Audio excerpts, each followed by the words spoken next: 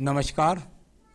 आइए बात करता हूं मैं सबसे पहले आपकी कनिष्ठा उंगली की गहराई भी ज़्यादा और कनिष्ठा उंगली की लंबाई भी ज़्यादा कम, यानी सूर्य की उंगली के प्रथम पर्व तक नहीं पहुंच रही। ये उंगली इस बात को बताती है कि आपके जीवन के अंदर आप अपने जीवन में बहुत संघर्ष के लिए तैयार हो जाइए, क्योंकि आपके जीवन में आपको जो भी ऊंचाइयां मिलेंगी वो काफ़ी संघर्ष कराएंगी आपके जीवन में, तब जाकर के वो ऊंचाइयां मिलेंगी। ऐसा नहीं कह रहा हूं कि नहीं मिलेंगी, लेकिन बहुत ज़्यादा संघर्ष कराएंगी, तब आपको स्थापित करेंगी। तो ये इस प्रकार की कनिष्ठा उंगली का फल होता है। मानसिक पर्व मजबूत है, इस समय इरादे पक्के हैं। व्यवहारिक पर्व भी यहाँ पर ठीक है, अभी व्यवहार में भी कोई परेशानी नहीं है। और कनिष्ठा उंगली यानी जो आर्थिक पर्व के लिए कही जानी जाती है, वो जब ज़्यादा गहराई में पहुंच जाए तो आर्थिक स्थिति मजबूत नहीं है। यहाँ बात करता हूँ मैं आपकी सूर्य की उंगली की। सूर्य की उंगली देखने में लगती है यहाँ पर बृहस्पति की उंगली की लंबाई के बराबर। यदि ऐसा है तो आपके जीवन के अंदर एक बहुत सारा समय समान जाने वाला है। यानी ऐसे व्यक्तियों की उंगली अगर ज़्यादा लंबी नहीं होती, बृहस्पति से थोड़ा सा ज़्यादा, तो व्यक्ति के जीवन के अंदर बहुत समय उसका एक सा निकल जाता है। अच्छा है तो अच्छा, खराब है तो खराब, संघर्ष है तो संघर्ष। तो ये स्थितियाँ ऐसी लगभग कभी कभी तो 20-20 साल तक भी हाथों में देखी जाती हैं। ये इस बात के लिए है, संकेत करती है कि आपका जीवन संघर्ष में होगा। आइए बात करता हूँ इसकी सूर्य की उंगली की। तो सूर्य की उंगली बिल्कुल शनि की उंगली के साथ है, यानी माता पिता से तो आप प्रेम करने वाले हैं, उनके साथ संबंधों को ठीक तरीके से रखने वाले हैं। परंतु सूर्य की उंगली का ये कट अपने आप में अशुभ होता है। इसको कहते हैं अचानक से तीव्र गति से क्रोध आना, गलत डिसीजन लेना और उसके द्वारा फिर अपने आप को आसमान से जमीन पर ले आना। तो ये क्रोध पर अंकुश, और साथ ही साथ ऐसी स्थितियों में व्यक्ति को बीपी जैसी स्थितियां कम आयु से ही मिलनी शुरू हो सकती हैं। तो ये इस तरह स्थिति है। विदेश में जाए तो अड़चनों का सामना, संघर्षों का सामना, ऐसा कह सकते हैं।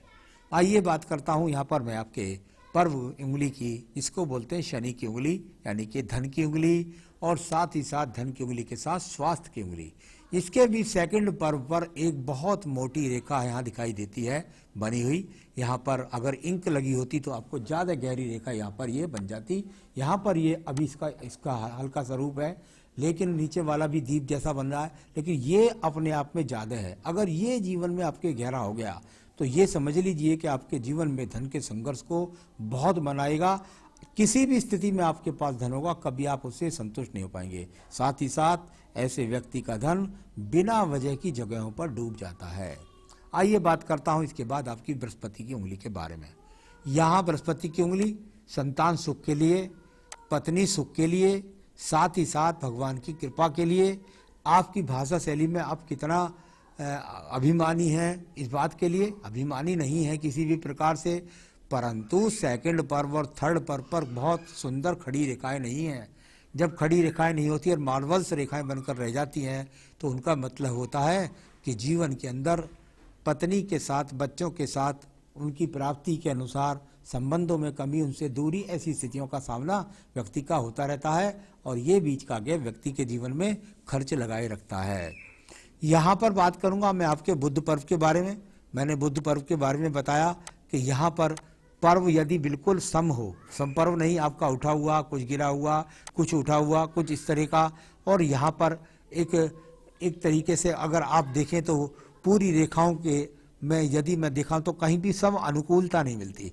बैलेंसिंग बुद्ध रेखाओं का फल ज़्यादा अच्छा होता है। जब बिखराव के साथ बुद्ध रेखाएं होती हैं तो धन भी बिखराव के रूप में प्राप्त होता है और बिखर भी बहुत जल्दी जाता है। तो स्थिति यहाँ धन की मजबूत नहीं है। यहाँ बात करता हूँ मैं आपके सीधा सूर्य पर्व के बारे में। यह हाथ आपका देखा, दूसरा भी देख लेता हूँ। हाँ, यहाँ भी कुछ एक रेखा इस प्रकार से ये चटक वाली दिखाई दी। ये माइनस रेखा यहाँ पर एक दिखाई दे रही है हल्की सी, ये यहाँ से इस प्रकार से यहाँ पर ये जाती हुई। यानी क्या हुआ, ये है सूर्य पर्व। सूर्य पर्व क्या देगा, सरकार की नौकरी दे देगा। उनमें आड़ी रेखा होगी, नौकरी मिल रही है या सरकार की या प्राइवेट सेक्टर की, और उसके बाद क्या आ गई, उसमें बाधा आ गई। उसके बाद बाहर यात्रा करने जाएंगे तो बाहर भी आपको लाभ नहीं, दूर देश से जुड़ने जाएंगे तो वहाँ भी आपको लाभ नहीं। कुल मिलाकर भागदौड़ी और भागदौड़ी से यहाँ वर्तमान में लाभ के संकेत नहीं हैं। यहाँ बात करता हूँ मैं आपके पर्व की तीसरे की, उसको पर्व को बोलते हैं यहाँ पर शनि का पर्व, भाग्य का पर्व। और भाग्य के पर्व में यदि यहाँ नीचे की तरफ देखें तो कुछ रेखाओं का हृदय रेखा से उठना दिखाई दिया। हाँ, ये दिखाई दिया कि निश्चित रूप से थोड़ा सा व्यक्ति दूसरों के काम आ जाता है, लेकिन यहाँ अगर मैं देखता हूँ तो वो भाग्य रेखा कहीं भी दोनों हाथ के अंदर दिखाई नहीं दी, जिसके द्वारा मैं कहता हूँ कि आपके हाथ के अंदर भाग्य रेखा है। कहीं से कहीं तक भी अभी भाग्य आपका साथ नहीं दे रहा है, सिर्फ और सिर्फ कर्म से ही आप अपने आप को सिद्ध कर पा रहे हैं। तो ये आगे रेखाएं बनेगी आपके भविष्य में निश्चित रूप से। आइए बात करता हूँ इसके बाद आपके बृहस्पति पर्व के बारे में। यहाँ पर संपर्व के रूप में बृहस्पति का पर्व विवाह करा देगा। यहाँ कुछ योजनाएं बन रही हैं, कुछ मकान बनाने की सोच रहे हैं, तो इस तरह की स्थितियों को अभी दिखलाने वाले की यहाँ पर ये रेखाएं हैं। जो बृहस्पति आपको अगर आपके जीवन में सहयोग नहीं करता है तो आपको प्रमोशन नहीं मिलता है, प्रगति नहीं मिलती है, मकान नहीं मिलते हैं, अच्छे संसाधन नहीं मिलते हैं, संसाधनों से संतुष्ट नहीं होते हैं, ऐसी सब रेखाएं यहाँ पर मौजूद हैं। चलिए मैं बात करता हूँ इसके बाद में आपकी एक और रेखा के बारे में, इसको बोलते हैं हृदय रेखा।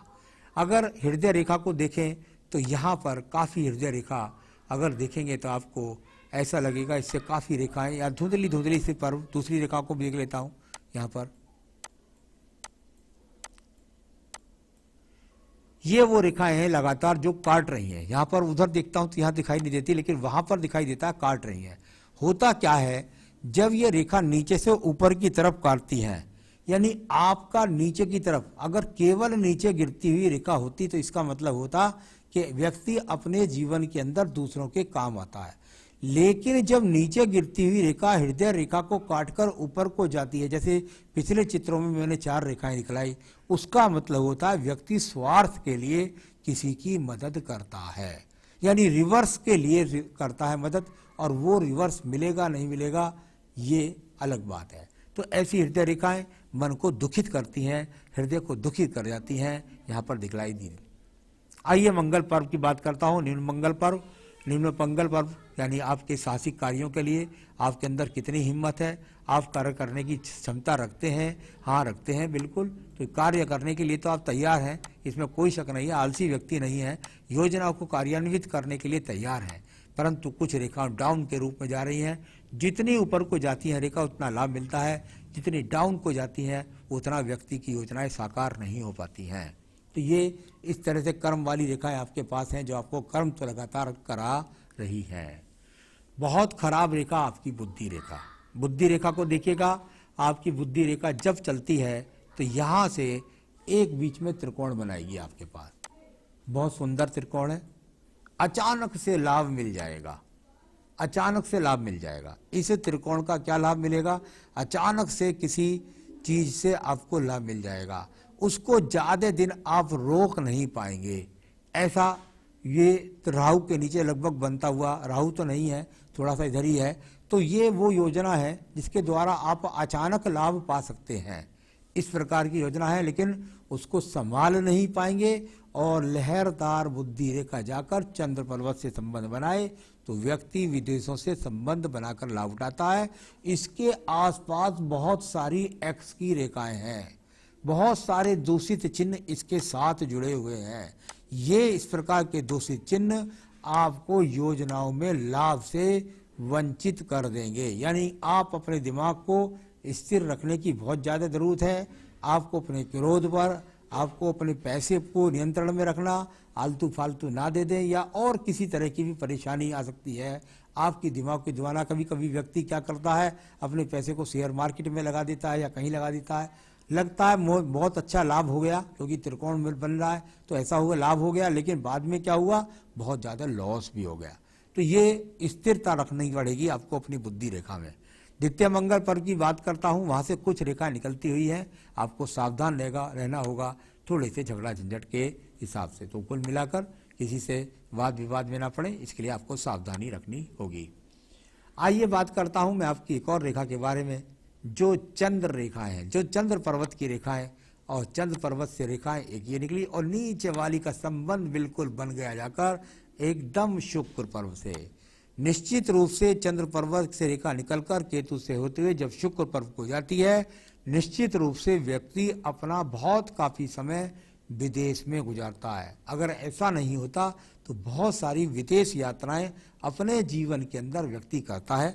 और यहाँ इस प्रकार का संबंध आपके हाथ के अंदर बहुत मजबूती के साथ मौजूद है।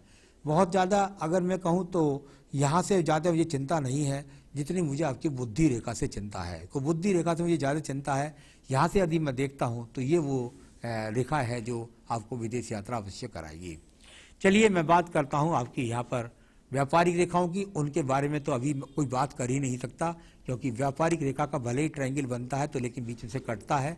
कहीं भी आपको व्यापारिक क्षेत्र से ज़्यादा लाभ के संकेत नहीं है। योजनाएं बहुत हैं आपके पास, इसमें कोई शक नहीं है, लेकिन यहाँ अभी कहीं मुझे लाभ के संकेत दिखाई नहीं देते।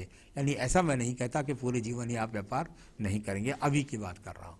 यहाँ भाग्य रेखा को देखिए, 2 रेखाओं से उदय होकर के आपकी भाग्य रेखा का उदय, यानी परिवार से भी सपोर्ट है, माता से भी सपोर्ट है, और ये परिवार का से पैतृक संपत्ति का भी लाभ है, और ये 35 के बाद थोड़ा सा अलगाव होकर के भी है, यानी कि 35वें वर्ष के बाद दूसरा एक सपोर्ट, और उसके बराबर में और सपोर्टिंग रेखाएं, यानी कुल मिलाकर के आप निश्चित रूप से किसी न किसी बीच कवच में निश्चित रहेंगे।